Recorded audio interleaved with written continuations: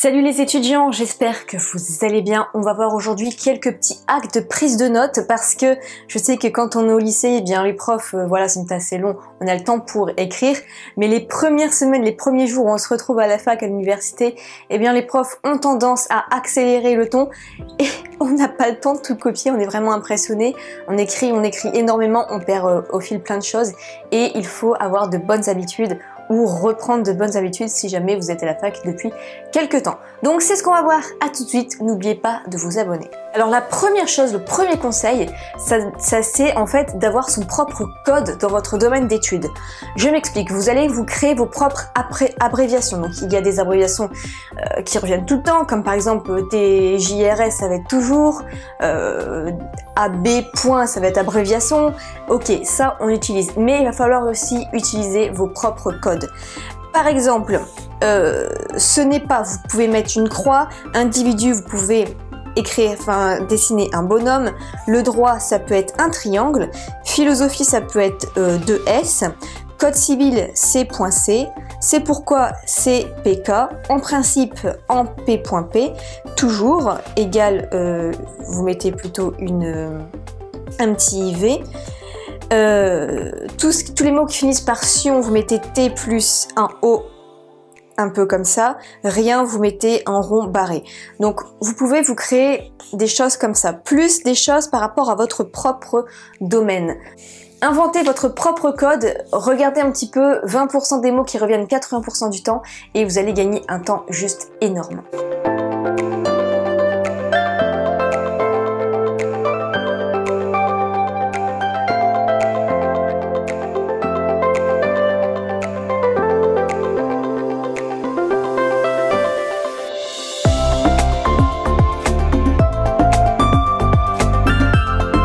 Deuxième chose, là, un petit conseil en plus par rapport à vos prises de notes.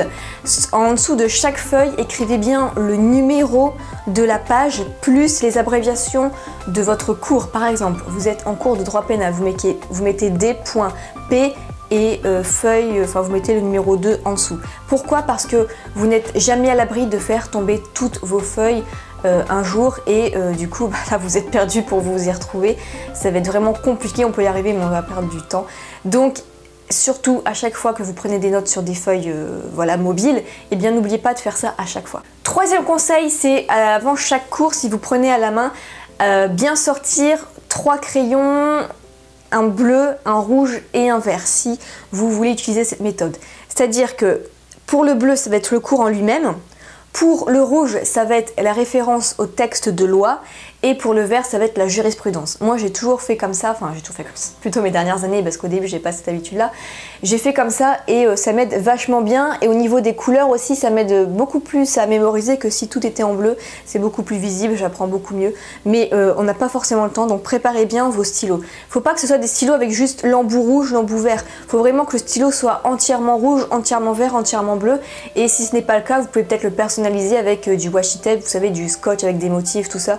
Prenez un scotch rouge, un scotch vert, vous l'entourez, etc. parce qu'il faut que ce soit rapide. Quatrième chose, et bien là si vous prenez à la main ou même à l'ordinateur, n'écrivez pas tout ce que le prof dit. Par exemple, il va vous sortir la phrase « C'est ainsi en fait que par voie de conséquence », vous voyez, c'est du blabla, ça on va pas forcément l'écrire. On écrit juste l'idée principale et tout le blabla qu'il y a autour pour enrober comme un cadeau l'idée principale, eh bien on n'est pas obligé de l'écrire, ok?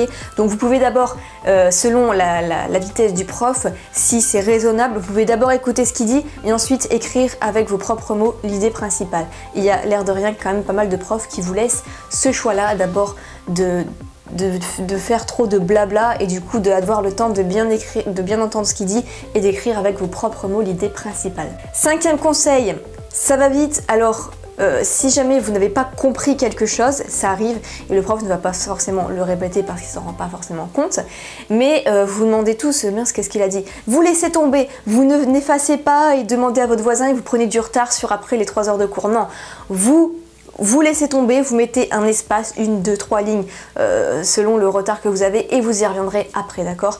Ne vous amusez pas à tout de suite reprendre votre retard tout de suite parce que ça va faire pire que bien. Vous laissez un espace où vous barrez et vous y reviendrez à la pause.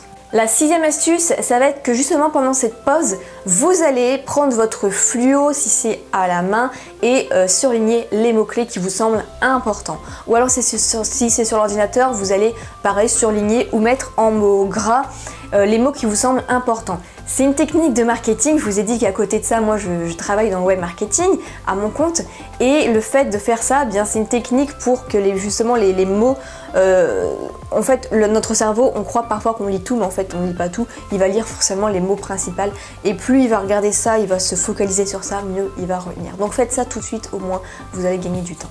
7e astuce, eh bien si votre prof vous dit joliment voilà la théorie de Machiavel qui dit que ceci, cela, puis ceci, cela, puis ceci, cela, puis ceci, cela, qu'est-ce que vous faites? Vous dites ok, on va avoir une théorie. Je marque théorie de Machiavel, 2 points, et en dessous vous mettez des listes à puces, vous savez, des points. Point numéro 1, la théorie elle dit ça. Ensuite, point numéro 2, la théorie elle dit ça. Parce qu'en fait, les profs de droit aiment bien que ce soit de beaux paragraphes, une belle littérature, bien. Ok, pour eux c'est bien d'avoir un beau cours bien présenté, mais qui c'est derrière qui doit l'apprendre? C'est vous. Donc on s'en fout que ce soit bien écrit avec des beaux paragraphes. C'est pas un livre que vous allez vendre par derrière, c'est quelque chose que vous devez apprendre pour avoir des bonnes notes et bien comprendre les choses. Donc ce que vous faites, c'est que vous, quand il y a des idées comme ça, vous vous en foutez de bien écrire des paragraphes, vous mettez des listes à puces. Par exemple, en droit des sociétés, vous comparez une SRL avec une SAS. Et bien si le prof va vous dire tous les avantages et les inconvénients dans un paragraphe comme ça, vous d'avance, vous faites un tableau avantages-inconvénients. Et enfin, dernier conseil, si vous prenez vos notes à l'ordinateur cette fois-ci, vous pouvez remplacer vos abréviations par des choses, par des mots en fait. Par exemple, vous allez dans outils, correction automatique et par exemple, quand vous mettez TJRS, eh bien l'ordinateur va le remplacer après automatiquement par toujours en entier. Aujourd'hui, AJD, il va le remplacer automatiquement par aujourd'hui. Vous allez gagner un temps énorme. Et enfin, utiliser les raccourcis sur le clavier, ça va aussi vous faire gagner quelques secondes et ça peut être utile. Par exemple, commande plus Z, ça va être annulé, ce que vous avez fait juste avant. Commande plus S, ça va être d'enregistrer. Ou plutôt que de faire fichier enregistré à chaque fois, vous faites fichier S de temps en temps. On ne sait jamais s'il y a un bug, si vous n'avez plus de batterie, tout ça, des trucs comme ça. Ok, donc vérifiez un petit peu les raccourcis, mais en tout cas, ces deux-là, à les connaître, c'est déjà pas mal. Et bien écoutez, si vous avez regardé toute la vidéo et que vous voulez aller plus loin, hein, pour ceux qui le veulent, eh bien j'ai créé une formation qui s'appelle Vaincre la flemme de travailler chez soi en 5 étapes.